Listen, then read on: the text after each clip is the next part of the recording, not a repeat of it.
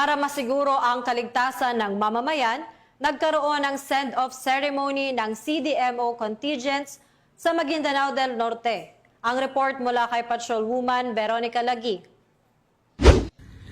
Upang mas masiguro ang seguridad sa nalalapit na BARM parliamentary elections, nagkaroon na ng send-off ceremony ng Civil Disturbance Management Operations Contingents sa iba't ibang probinsya ng Bangsamoro Autonomous Region na ginanap sa Salipala kay Pendaton parang Maguindanao del Norte nito lamang ika-25 ng Setyembre taong kasalukuyan.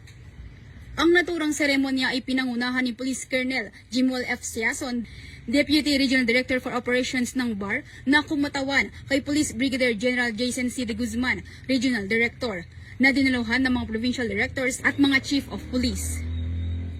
Ayon kay Police Colonel Siason, 164 CDMO contingents ang ide-deploy sa Maguindanao del Sur PPO, 56 contingents naman sa Maguindanao del Norte PPO, at 64 sa SGA BARM.